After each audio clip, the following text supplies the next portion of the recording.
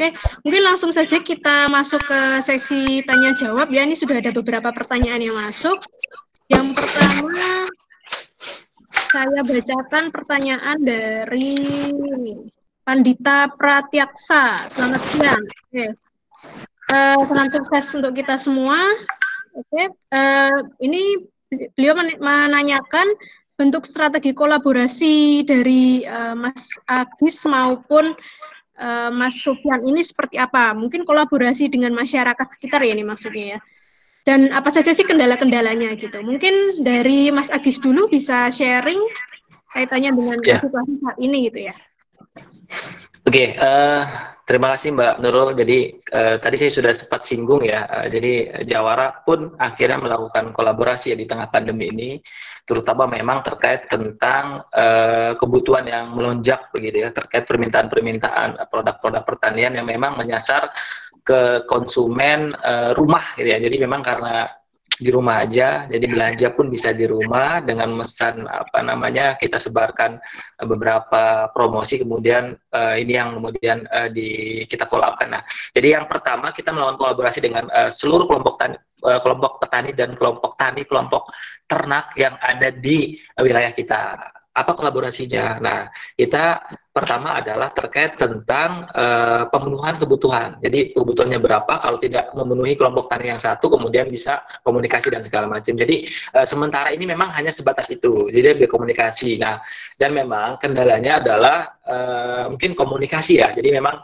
karena komunikasi yang terbatas, karena ada beberapa kelompok tani juga gitu yang ternyata memang masih belum punya HP Android begitu ya. Jadi jangan kan HP Android, HP yang biasa juga nggak ada. Nah, ini sebenarnya jadi kendala. Jadi makanya kadang kita apa namanya akhirnya ya berkunjung begitu ya, tetap dengan protokol kesehatan yang memang disarankan. Nah, jadi kolaborasinya mengkomunikasikan ini stok di kelompok tani ini berapa, kemudian panennya kapan. Nah, jadi bahkan kita sudah menginventarisir gitu kan ya beberapa wilayah, karena di Banten sendiri kan beda-beda nih. Ada yang kemarin panen tuh di daerah Serang Utara itu panen itu di bulan Maret. Nah, kemudian selesai, kemudian di daerah Banten Selatan itu mulai dari April, bahkan sekarang masih ada beberapa yang sedang panen juga. Jadi ini mengkomunikasikan terkait tentang stok, kapan panen dan segala macam. Yang ini kemudian kita kolaborasikan dengan tim penjualan. Nah, kebetulan kita membentuk tim penjualan tersendiri gitu ya. Tim apa biasanya disebut tim reseller. Nah, resellernya ini memang kita, karena target kita adalah emak-emak, jadi resellernya emak-emak gitu ya. Jadi emak-emak yang di komplek kita kolaborasi begitu. Nah, apa yang menjadi kendala kolaborasi dengan emak-emak menjadi reseller hasil dari petani peternak? Biasa ya, emak-emak kan cenderung aktif begitu ya. Aktif begitu, dibalas itu kadang wah sih, padahal kan banyak gitu ya. Jadi banyak hal yang kita cover gitu kan, banyak tempat yang kita cover ya, itu aja sih. Tapi selebihnya hanya terkait tentang komunikasi ya, karena memang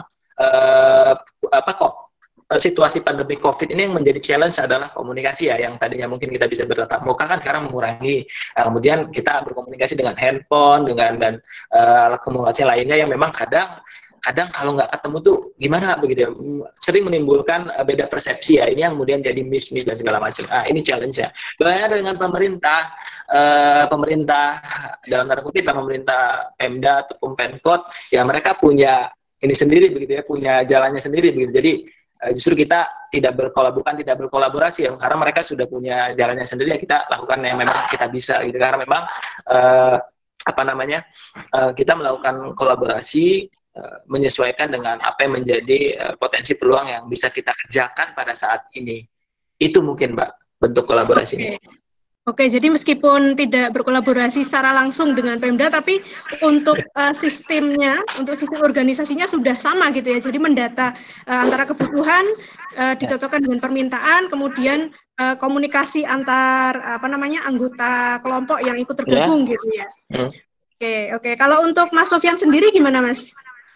Iya, kalau untuk saya ini kolaborasi kami ini lebih untuk meningkatkan distribusi.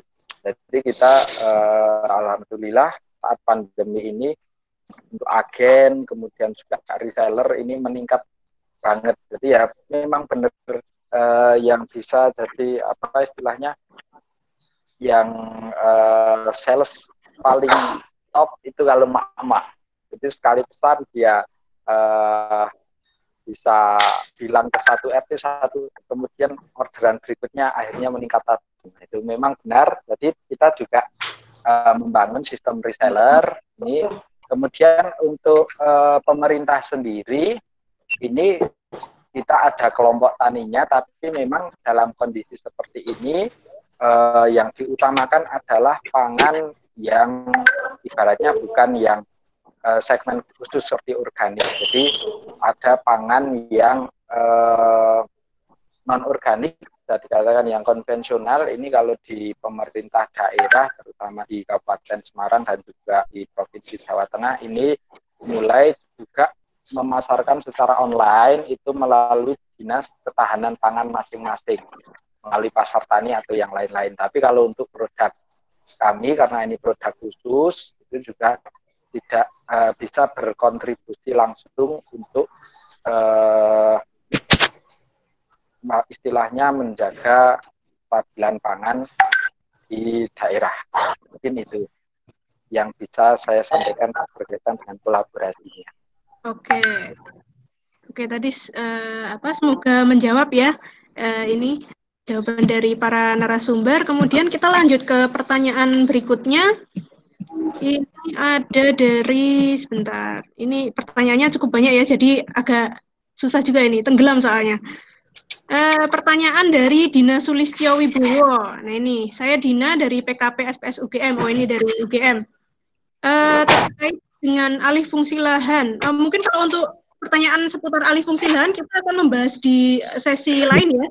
Jadi mohon maaf ini kita tunda dulu untuk pertanyaannya. Pertanyaan selanjutnya ini ada dari Regi Pratidina Iskandar. Oke, pertanyaan untuk Mas Nur Agis nih. Kalau kita sebagai milenial ingin ikut berperan di e-commerce dan ingin memutuskan rantai tengkulak, namun bukankah itu menimbulkan masalah baru untuk para tengkulak? Nah ini kalau menurut Mas Agis gimana Mas? Jadi, petani milenial itu kan pengennya membantu petani gitu ya, dengan menjadi membantu untuk e-commerce gitu. Tapi mungkin ini malah jadi tengkulak digital gitu. Nah ini kalau dari Mas Agis sendiri tanggapannya seperti apa gitu Mas? Ya, sebenarnya ini kan tergantung niat dari kita sebenarnya ya. Ketika memang kita membuat aplikasi itu, apakah kemudian hanya cuma mengganti, dalam tanda kutip yang mengganti peran tengkulak yang konvensional kemudian jadi digital, begitu kan ya. Nah, ini sebenarnya tergantung dari niat dan output atau tujuan didirikannya e-commerce ataupun aplikasi yang lainnya dalam hal penjualan ya. Tapi saran saya sih memang karena kita lihat gitu kan, di satu sisi tengkulak tuh kadang memang luar biasa membantu ya.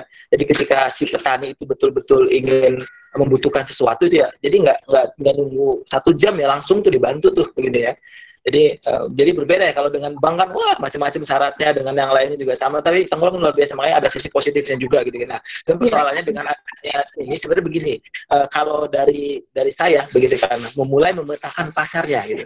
Nah, biasanya tengkulak itu gitu kan, tengkulak kalau di Banten ya, itu pasarnya dia kan pasar grosiran begitu.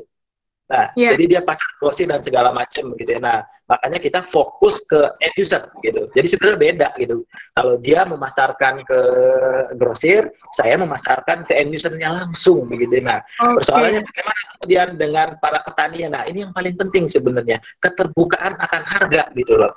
Nah, makanya kalau kami itu senantiasa mengupdate gitu kan harga-harga terkini, kondisi dan segala macamnya begitu, sehingga petani juga tahu gitu, dan petani juga wajib tahu sebenarnya berapa sih selisihnya, dan dia paham kok, oh ternyata si Mas ini yang jualin secara online melalui Facebook untungnya sekian gitu ya, tapi kan Mas ini kan harus ganti transport lah, ganti inilah itu segala macam, jadi wajar nanti ketika memang ternyata untungnya jauh lebih besar segala macam. Jadi ini keterbukaan, nah, tinggal bagaimana menciptakan sistem itu. Nah, ini yang menjadi penting untuk kemudian disadari. Jadi bagaimana kemudian menimbulkan masalah baru para tengkulak, selama ini sih belum terjadi loh ya, karena memang skalanya kita beda market begitu ya, beda market gitu kan, karena tengkulak rata-rata dia nggak main di levelnya konsumen, dia mainnya di levelnya grosir gitu. Nah, sedangkan kita kalau memang e-commerce mau kan sebenarnya tinggal end user begitu ya. Nah, ini sebenarnya pengalaman saya sih gitu Mbak gitu. Oke. Jadi kuncinya supaya nggak crash dengan tengkulak yang sudah ada itu kita segmennya sudah beda gitu ya. Kalau Mas Agis Betul. ini kan segmennya langsung ke end user gitu. Ya, Sementara itu betul. tidak disasar oleh para tengkulak yang sebelumnya sudah ada gitu ya. Ya. Oke, mungkin kalau dari Mas ya gimana? Kadang kita juga kolaborasi juga Mbak, ketika kebutuhannya kurang. Tengkulak ini kan sebenarnya kelebihannya karena dia ini ya memiliki modal sosial lah ya kepada petani. Ya, jadi tengkulak itu biasa yang tadi saya sampaikan di awal ya. Jadi dia itu mau membiayai gitu ya. Membiayai modal gitu ya, tanpa syarat gitu ya, tanpa apalagi gitu ya. Jadi luar biasa, makanya kadang jadi malaikat juga gitu. Kalau anaknya si petani peternak itu pengen sekolah itu nggak nunggu waktu lama gitu, sejam minta 1 juta 2 juta langsung dikasih. Nah, ini modal sosial itu, makanya kadang kita juga kolaborasi begitu kan, ketika memang permintaan kita sedang meningkat. Itu sih Mbak gitu. Oke, jadi mindset kita pun juga yang harus diubah ya, dari yang tadinya kompetisi menjadi kolaborasi gitu ya, saling melengkapi gitu ya Mas ya. Ya, kolaborasi lah begitu ya. Oke. Mungkin dari Mas Sofyan ada pengalaman berbeda mungkin Mas? Kalau kita overall sama. Jadi memang satu, harus ada keterbukaan antara harga beli, kemudian kami yang mengelola ambil keuntungan berapa persen sampai ke konsumen berapa persen, itu memang semua harus ada keterbukaan situ supaya tidak ada saling curiga. Wah, ini jangan-jangan yang ambil pemasaran ini untungnya yang paling gede. Biasanya konflik di kelompok tani bisa seperti itu. Nanti yang kalau kelompok tani atau KUD yang ada itu biasanya plesetannya ketua untung duluan karena tidak ada transparansi di situ. Dan juga di dalam sistem kita melakukan bisnis ini, kalau saya di tempat kami adalah lebih suka menggunakan sistem koperasi. Jadi seluruh anggota ini adalah pemilik saham. Sistem seperti itu akan terjadi rasa memiliki. Jadi kita 30 orang ini ya kayak kalau untung ya untung bersama dirata, kalau rugi ya menanggung bersama. Jadi ada kebersamaan di situ, dan itu yang bisa membuat solid daripada kita dikelola mungkin pengurusnya ada, nanti ambil keuntungan tidak dikasih tahu, akhirnya tadi terjadi kecemburuan sosial yang nanti akan berdampak kepada bisnis yang akan kita jalani. Ini kalau kita bisnisnya basicnya adalah kelompok tani atau basicnya adalah agro-socio planner seperti itu. Kita tidak bisa individualistik dan memang untungnya tidak bisa sebesar kalau kita murni bisnis. Oke. Jadi meskipun untungnya sedikit-sedikit tapi rata gitu ya, tidak ada ketimpangan antara mungkin pengurus dengan anggota seperti itu ya Mas ya. Ya. Oke, keren sekali. Ini ada pertanyaan lagi nih. Oh, ada kayaknya mahasiswa nih tanya. Kalau misalnya mau ikut magang, bisa nggak ini di Mas Agis maupun di Mas Sofyan?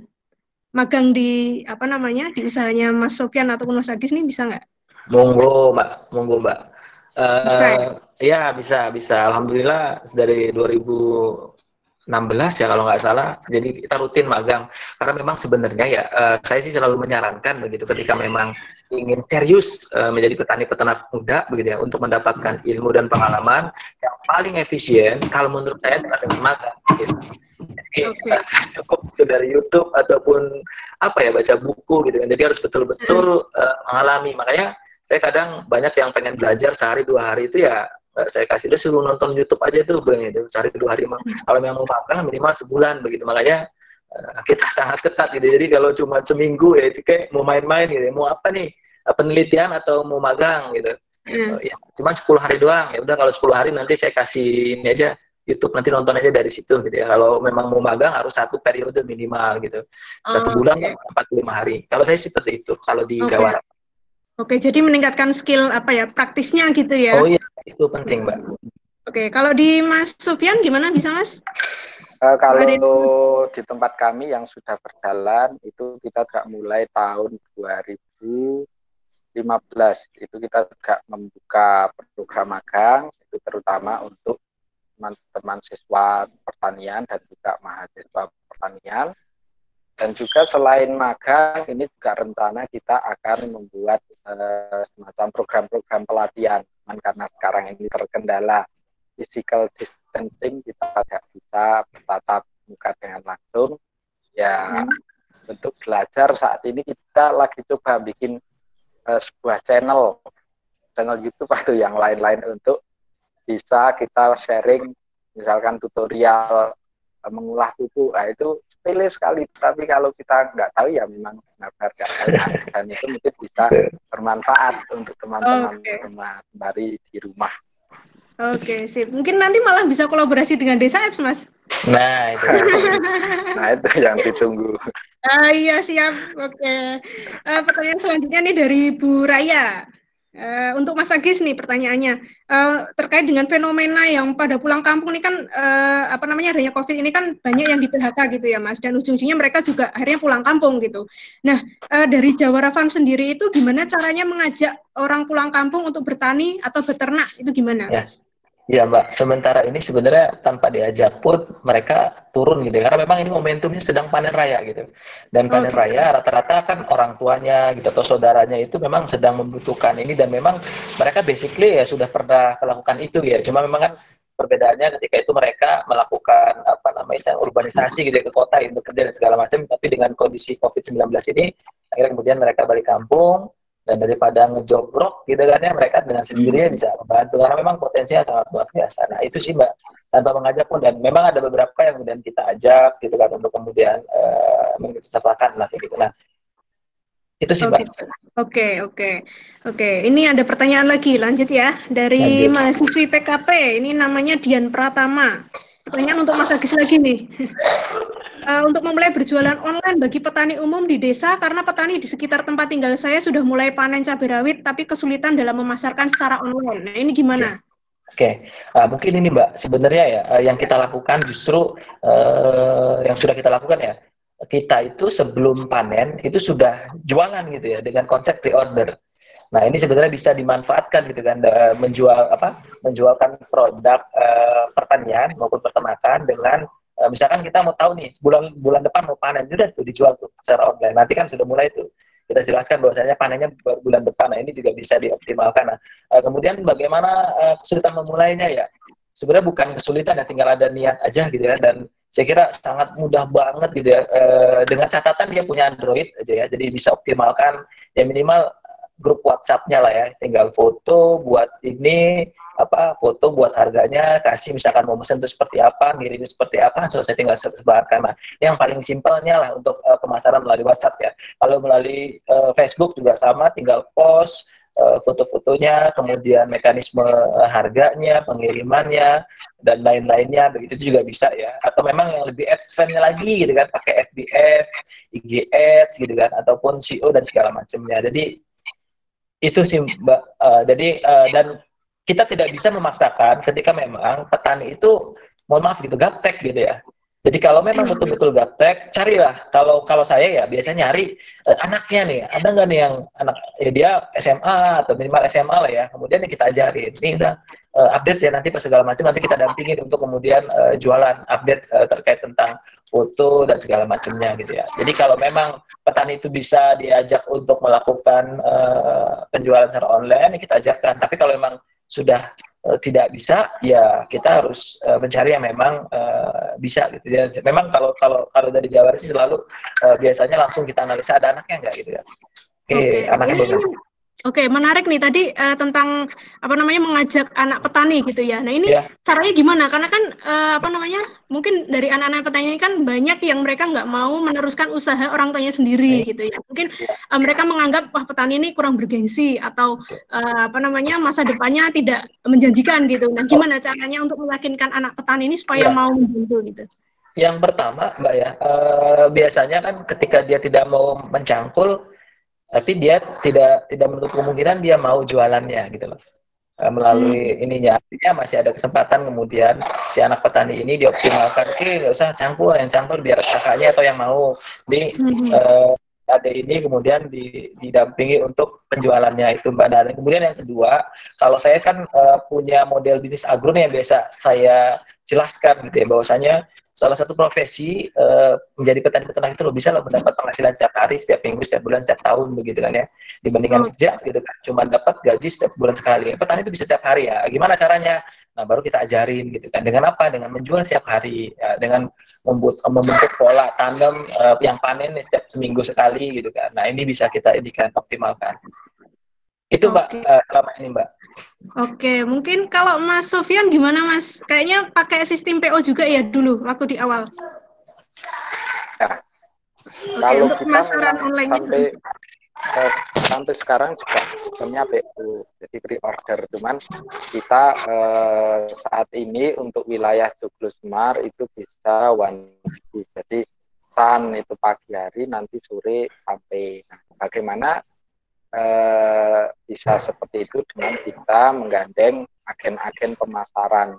Jadi kita tidak bisa pakai istilahnya kita memakai tim marketing sendiri, karena kalau pakai tim marketing sendiri ini aksesnya terbatas. Tapi kalau kita bisa join dengan agen, nanti kita sharing profit, itu satu keuntungannya adalah kita pengeluaran di bidang distribusi itu tidak terlalu banyak karena nanti akan ditanggung agen, dan juga distribusinya juga bisa semakin cepat.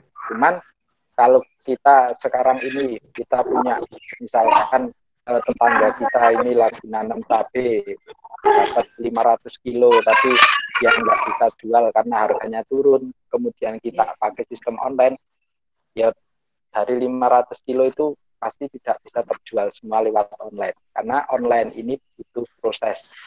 Karena berbeda dengan yang tadi yang grosir, kalau grosir itu permintaan langsung banyak, tapi kalau online itu sedikit-sedikit. Jadi kita jualan di online pasti awal-awal itu satu rugi ongkir, karena nganter 200 gram cabai untuk sekali masak, nganter ke Salatiga, nganter ke Magelang. Jadinya enggak nutup ongkirnya, jadi berproses semua itu kalau berbisnis berproses. Oh iya, oke. Terus kalau Mas Sofyan ini kan produknya spesifik produk organik ya Mas ya? Ya. Nah itu gimana Mas? Dulu waktu awal itu kan namanya produk organik ini kan kalau di masyarakat itu harganya mahal gitu ya. Nah untuk membidik sasaran target pasarnya ini dulu gimana strateginya Mas?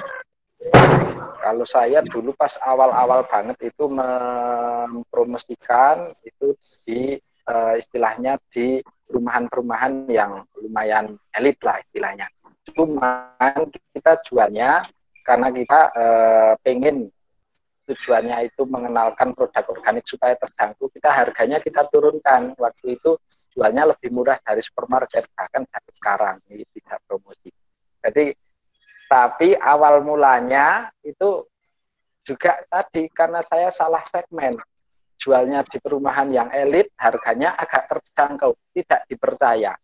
Ini jangan-jangan sayurnya konvensional, Pak, harganya murah gitu. Tapi lama-kelamaan kita edukasi dan sampai saat ini juga SOM ini bisa diterima konsumen sebagai salah satu istilahnya kita punya produk sayuran organik dengan harga terjangkau. Terjangkau dalam dua hal. Jadi terjangkau untuk konsumen yang akan membeli, tapi juga di tingkatan petani itu harganya bisa lebih baik. Caranya seperti apa ya tadi dengan memutus rantai distribusi. Oke. Selanjutnya pertanyaan ini mungkin untuk kedua narasumber kita ya, dari Muhammad Fadli. Apa yang menjadi tantangan awal dulu sewaktu pertama kali membangun sistem usaha pertanian yang sudah dilakukan sampai saat ini? Kendala apa saja yang dihadapi dan strateginya bagaimana? Mungkin dari Mas Agis. Siap, oke. Kalau di awal, kalau saya sih sebetulnya yang jadi persoalan itu adalah izin orang tua ya begitu. Jadi di awal ketika saya memutuskan untuk pulang ke Serang dan memutuskan untuk jadi petani peternakan, orang tua itu kaget gitu. Oh, kok jadi petani peternak begitu? Karena orang tua kan menginginkan anaknya gitu kan kerja di di kantoran begitu ya, minimal PNS lah begitu, karena memang ya masih seperti itulah ya, kebanyakan orang bahwasanya PNS itu lebih keren lah ya. Tapi ya memang saya melakukan apa namanya istilahnya komunikasi yang baik, kemudian meminta apa namanya negosiasi bahwa saya coba 2 tahun lah begitu untuk kemudian menggeluti usaha ini, dan akhirnya alhamdulillah sebelum 2 tahun sudah mulai percaya bahwasannya oh ini luar biasa potensinya begitu. Nah ini yang kemudian kendala ya. Jadi yang lainnya sih sebenarnya masih bisa kita hadapi lah, kalau misalkan terkait tentang dengan tengkulak lah, dengan apa hama dan segala macamnya lah, itu masih bisa kita ini kan. Tapi kadang orang tua ya, karena memang waktu itu kan saya masih tinggal sama orang tua, setiap pulang dari Moon kan tanya tuh kan katanya capek gitu segala macam tuh, masih minta ini dan segala macam ya, biasa gitu kan. Jadi terus aja tuh secara psikologi tuh, makanya saya sering waktu itu di awal-awal nggak pulang gitu lah, lebih baik di kebun aja gitu kan ya sama petani-petani gitu kan. Nah ini sih Mbak tantangan challenge yang lainnya sih masih bisa kita atasi gitu ya. Oke, itu aja mungkin. Oke, kalau Mas Sofyan gimana Mas? Kalau saya malah bertolak belakang dengan Mas Agi. Jadi saya terjun di sektor pertanian itu aslinya karena dipaksa. Ceritanya dipaksa karena memang keluarga kami turun-temurun kan petani. Mantap. Jadi saya dipaksa bapak ini untuk terjun di sektor pertanian. Nah, tantangan yang saya hadapi satu itu pasar. Waktu itu kita belum punya pasar. Yang kedua adalah stigma masyarakat bahwa tadi petani itu nggak keren dan yang lain-lain. Itu juga melekat ke diri saya waktu itu. Saya sampai ada tetangga yang bilang, dari kecil kamu kan anaknya petani, dari kecil kan sudah ikut nyangkut kok kuliah di pertanian, main ngapain gitu. Nah itu menjadi tantangan saya untuk bagaimana mengubah mindset, terutama yang di sekitar saya dulu, tetangga saya dulu, bahwa bertani itu juga keren, juga kekinian. Nah, kuncinya adalah kita bisa punya pasar atau menciptakan pasarnya dulu.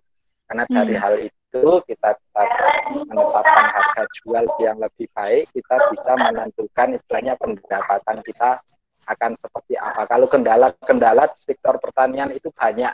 Ini yang menyebabkan banyak pebisnis nggak mau terjun di sektor pertanian, dia lebih memilih bisnis yang instan. Misalkan ke bidang teknologi dan yang lainnya yang tidak terlalu berisiko, karena bisnis pertanian ini resikonya luar biasa. Saya pernah sharing dengan teman saya, sama-sama pebisnis, satu pebisnis grooming kucing, jadi dia membuka jasa, tidak begitu istilahnya tidak begitu banyak kendalanya. Kalau di kami kayak kemarin kita sudah nanam tomat cherry untuk 500 pohon. Nanamnya waktu itu kebetulan pas di luar karena musim kemarau, tiba-tiba kemarau hujan. Akhirnya 500 tanaman itu habis, nggak kepanen, kena penyakit. Nah, itu salah satu kendala-kendala. Tapi kalau kita berbisnis jangan dianggap sebagai kendala. Dianggap aja sebagai tantangan. Kalau tantangan kita jadi semangat. Bagaimana bisa menyelesaikan tantangan ini untuk dapat tantangan yang lain lagi. Jadi untuk pelajaran ke depan gitu ya Mas ya? Iya, sebagai pelajaran ke depan. Oke. Ini ada yang ditanya pertanyaan menarik nih. Ini kan tadi Mas Agi sama Mas Sofyan itu kan jiwanya jiwa bisnis ya, meskipun sosial bisnis gitu ya. Nah ini kan tetap melihat potensi pasar itu seperti apa. Nah ini ada yang tanya nih, komoditas yang harus kita penuhi untuk 2-4 bulan ke depan, kira-kira apa yang bisa disiapkan dari sekarang? Kalau melihat pasar yang ada sekarang, kira-kira 2-4 bulan ke depan ini kebutuhannya apa nih pasar? Mungkin dari Mas Agis dulu deh. Oke, kebutuhan ya Mbak ya? Ya. Jadi sebenarnya kebutuhan ke depan ya masih jelas ya, artinya sayuran masih dibutuhkan begitu ya. Cabai begitu. Ini ada harganya malah 5.000 ya. Waduh, lagi berarti ada beberapa. Ya, jadi kebutuhan 5.000. Sebenarnya kalau tentang harga gitu kan, harga itu tergantung kalau saya sih istilahnya brand ya. Jadi ketika dia beli produk, misalkan produk Jawara itu sudah tahu gitu, oh ini produk Jawara. Jadi memang harga itu bisa kita ini kan lah ya dengan strategi lainnya gitu, sehingga kemudian orang mau beli gitu kan, walaupun memang harganya lagi turun gitu kan. Karena mereka tahu bahwa saya ini produk dari petani dan segala macamnya. Ini sisi-sisinya yang kemudian menjadikan mereka juga oke lah, nggak apa-apa lah karena memang ini masuk lagi petani. Itu satu ya, terkait tentang harga. Terkait tentang produk-produk yang tadi Mbak sampaikan, saya kira kalau di bulan-bulan ke depan ya masih ya beras, kebutuhan pokok lah ya, kebutuhan pokok beras, kemudian sayur mayur itu masih menjadi prioritas lah ya, begitu. Oke. Kalau Mas Sofyan, Mas?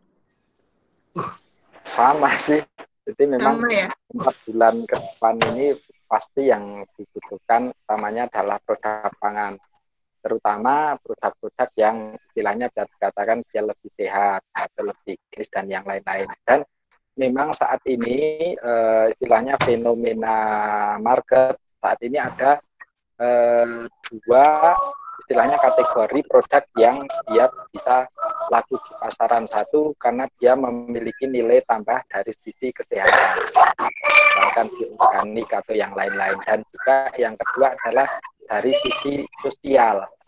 Jadi tadi kita langsung dari petani dan yang lain-lain ini juga menambah nilai ekonomi dari produk yang nanti akan kita jual, termasuk branding juga itu penting. Oke, kita lanjut ke pertanyaan selanjutnya ini. Ada dari Ira Dwi Mayangsari bertanya, ini saya berniat membuatkan sistem informasi untuk kelompok tani teman saya. Nah, kendalanya saya pikir ada mapping tentang periode panen, jenis produk sehingga bisa dibuat prediksi kapan panen dan besar volumenya. Ternyata nggak bisa. Nah, dan ternyata petaninya sudah punya agen distribusinya sendiri karena sehingga segar untuk baru karena sudah terbiasa gitu ya. Nah ini sarannya bagaimana nih supaya sistem informasi yang dibangun ini bisa beneran membantu mereka gitu. Mungkin dari Mas Agis dulu. Yang pertama, kalau pengen masuk ke kelompok tani atau gapoktan, jadi kita harus ada orang yang memang ada di situ menjadi bagiannya. Jadi nggak ujuk-ujuk begitu ya, orang gitu kan yang tidak segala macam langsung menawarkan ataupun yang lainnya dan segala macam begitu. Jadi haruslah coba kalau misalkan masuknya melalui saya begitu ya, saya rasa nanti orang akan memahami ya. Tapi ketika orang kemudian masuk aja kita langsung menawarkan, kemudian tidak ditangkap gitu ya apa yang menjadi manfaat dan segala macamnya oleh petani itu, ya pasti akan terjadi penolakan atau mungkin karena mereka masih bingung gitu kan, apa sih sebenarnya fungsi dan segala macamnya, jadi nggak ini. Makanya kalau saran saya sih pertama adalah kalau bisa sih ya, jadi harus ketemu dulu ya sama petaninya lah ya, ataupun kelompok taninya gitu kan, masuk dulu gitu kan. Kemudian kalau sudah masuk baru bisa kemudian bisa perlahan lah gitu. Itu sih mungkin Mbak. Oke, berarti untuk masuk ke masyarakat itu pakai seni ya Mas ya, nggak bisa langsung ujuk-ujuk mengajak mereka, emang kita siapa gitu ya mungkin ya. Banyak sebenarnya kayak I, A, B, C. Kenapa kemudian tidak efektif sama efisien difungsikan begitu? Karena memang ya nggak apa namanya saya nggak pola komunikasinya lah. Makanya kan ada komunikasi apa ya, ilmu apa komunikasi dengan masyarakat lah begitu. Iya. Ada saksinya gitu. Jadi nggak bisa langsung jebret ini, walaupun apa namanya itu baik gitu bagi petani peternak ya. Tapi kalau salah penyampaiannya nggak masuk, pasti deh akan bental gitu. Oke. Kalau Mas Sofyan gimana Mas? Sama. Jadi seperti itu memang kalau kita kita masuk di kelompok tani memang tadi harus kenal salah satu orangnya itu, kita ajak dulu personal dulu, jangan langsung ke kelompok. Kita sharing mungkin sistem yang akan kita bangun seperti ini sambil pelan-pelan. Jadi biar misalkan ada dari 10 anggota, 5 anggota ini yang tadi sudah punya agen, tapi yang satu ternyata punya pemikiran yang sama, kita ajak dulu yang ini sambil pelan-pelan kita geser. Jadi tidak bisa misalkan kita ada petani biasanya jual ke pasar terus kita ajak langsung online aja, itu memang sulit dalam kenyataannya seperti itu. Oke. Jadi mengubah mindset itu ya tantangan tersendiri ya Mas ya. Betul.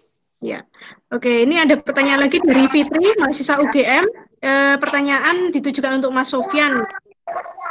cara memulai usaha berbudidaya organik jika terkendala dengan kekurangan lahan itu gimana, Mas? Kemudian perbedaan keuntungan produksi atau nilai jual dari hidroponik dengan budidaya organik di lahan seperti apa? Monggo, Mas Sufyan. Yang pertama, kalau pertanian organik itu memang secara standar kita katakan di skala bisnis itu memang harus di lahan atau di tanah, mengacu pada SNI 6729 tentang pertanian organik.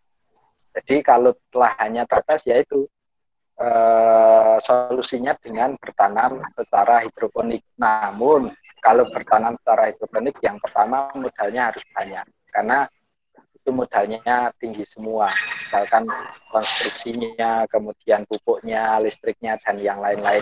Tapi kalau kita lihat di pasaran, itu produk organik dan juga produk hidroponik ini harganya juga tidak terlampau jauh, 11-12 lah. Tapi kalau memang dari segi bisnis itu lebih menguntungkan yang, kalau saya sendiri dan juga sharing-sharing ke teman, lebih untung yang organik, karena itu tadi saprodinya itu lebih murah. Oh gitu, oke. Selanjutnya nih pertanyaan terakhir ya untuk Mas Agis maupun Mas Sofyan dari Bu Penny. Ini adalah salah satu dosen dari PKP UGM. Halo Bu Penny, ini pertanyaan untuk Mas Agis dan Mas Sofyan. Boleh dong share motivasi untuk jadi petani, awalnya gimana motivasinya? Kenapa mau jadi petani nih? Oke, saya dulu ya Mbak. Oke, terima kasih Bu dosen, Bu Sri ya, Bu Sri Penny. Jadi begini ya, apa yang menjadikan saya mantap begitu menjadi petani jujur. Jadi saya ketika kuliah di UGM, saya mondok di Pondok Pesantren Krapyak. Ya, mungkin teman-teman tahu lah ya, gitu ya. Krapyak Al Munawir gitu. Nah, jadi waktu itu cerita share sama Pak Kiai dan Bu Nyai gitu ya, terkait tentang salah satu profesi yang mulia begitu ya, petani peternak. Dan waktu itu saya menyimpulkan begitu ya, bahwasanya ternyata salah satu profesi yang menjanjikan kesuksesan dunia dan akhirat adalah petani dan peternak.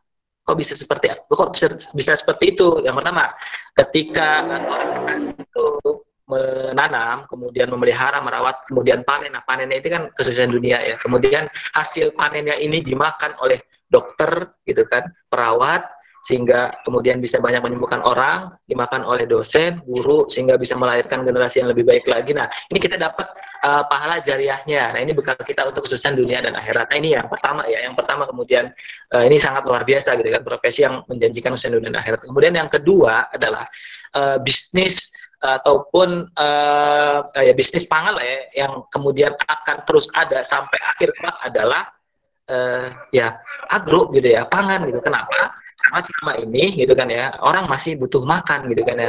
Makanya selama manusia masih belum bisa makan batu pasir, berarti dia masih butuh petani peternak. Artinya ini akan terus ada gitu kan. Nah, kemudian yang ketiga adalah alasan saya adalah ternyata dengan menjadi petani peternak, teman-teman semua ya. Jadi kita bukan hanya, saya nih dalam proses yang karena saya mengalami betul, jadi bukan hanya kemudian kita bisa berkontribusi untuk menyediakan pangan terbaik untuk manusia, tapi setelah dalam prosesnya ada belalang, ada burung, macam-macam gitu ya, bisa menikmati hasil dari proses pertanian itu sendiri. Dan ini menjadi luar biasa bagi saya, sangat berarti saya ikut serta melestarikan alam semesta begini. Nah, ini. Dan yang kemudian yang keempat adalah bisnis ya, karena potensi orang yang begitu besar, kemudian bisnis yang bisnis yang untuk memenuhi kebutuhan sangat besar, jadi ini luar biasa begitu kan ya. Dan saya melihat juga belum banyak orang yang mau jadi petani peternak, jadi makanya kemudian ini menjadi alasan saya untuk mantap terjun menjadi seorang petani muda. Itu saja mungkin Mbak. Oke, mantap sekali. Mas Sofyan silakan. Ini kok kayaknya bisa sama persis ya. Jadi memang sama, kalau saya dulu waktu SMA. SMA ini udah mondok di salah satu pondok, Pak Kiai bilang, nanti kalau kamu mau lulus jadi apa? Biasanya kalau orang tua kan jadi pegawai atau yang lain-lain, pokoknya yang kantoran. Nah, kalau kamu mau kerja kantoran, tiap hari bangun pagi, terus pakai sepatu, pakai seragam, nanti sore pulang, pagi gitu lagi, apa nggak bosan? Nah itu satu melekat ke diri saya situ. Satu, terus apakah tidak ada pekerjaan lain yang bisa bermanfaat untuk banyak orang? Itu.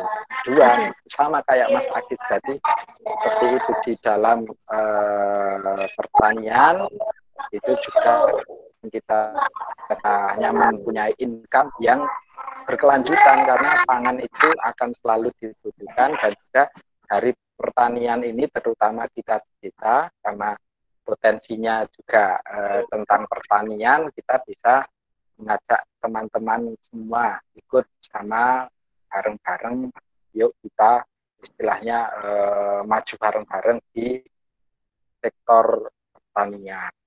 Mungkin itu motivasi saya menjadi petani, selain tadi paksa. Oke, jadi motivasinya itu ada semangat spiritualitasnya juga ya? Tadi baik Mas Agit maupun Mas Sofian. Di slide saya ada itu, di slide saya ada, jadi ada sebuah hadis ini mengatakan bahwa hasil pertanian itu adalah menjadi amal, bahkan yang dimakan hama, yang dicuri oleh orang itu semua menjadi sedekah. Jadi insya Allah ini untuk teman-teman yang pengen jadi petani dan yang sudah jadi petani nanti masuk surga nomor 1 ini urutan pertama. Amin. Oke. Terima kasih banyak untuk jawabannya Mas Agis maupun Mas Sufyan ya. Untuk speech terakhir mungkin dari Bu Penny, masih online, Bu Penny? Kami persilakan Bu Penny. Halo. Yuk. Bu Penny, monggo. Ya, halo. Ya. Oke, terima kasih Mas Agis, Mas Sofyan gitu atas sharingnya. Semoga menginspirasi adik-adik dan kita semua. Kenapa saya tanyakan itu? Karena kalau saya di kelas, saya tanya, siapa yang pengen jadi petani? Sedikit pakai sekali gitu. Dan saya kebetulan pernah ikut Mas Agis yang di GSP gitu kan. Sehingga waktu saya sampaikan, kayaknya perlu diundang deh ini, saya bilang gitu, untuk sharing ke kita semuanya, untuk bisa memberi motivasi. Oke, tetap berusaha di situ. Saya selalu dengan penjenengan berdua, dengan usahanya, dan insya Allah akan berguna dunia akhirat dan bisa membawa keberkahan untuk semuanya.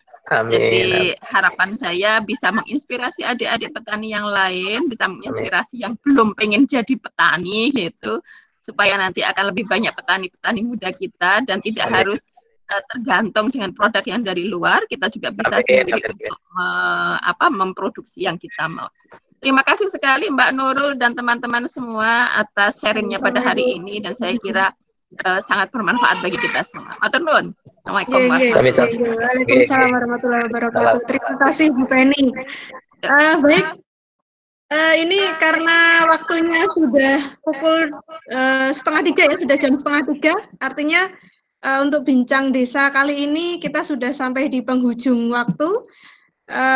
Ya, tadi kesimpulannya ya intinya untuk dalam rangka menjaga ketahanan dan kemandirian pangan ini sebenarnya bukan hanya tanggung jawab dari pemerintah saja ya, tapi ini jadi tanggung jawab kita bersama, baik pemerintah, akademisi maupun masyarakat atau petani yang sebagai produsen pangan itu sendiri gitu ya. Jadi butuh kolaborasi.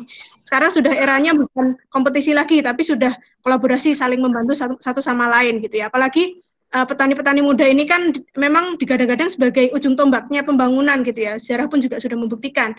Dan adanya perkembangan teknologi ini harapannya yang muda ini yang bisa menggandeng mereka yang sudah senior atau yang sudah gitu ya, untuk bisa sukses bareng, untuk bisa bekerja bareng. Jadi semuanya bisa survive bersama gitu ya.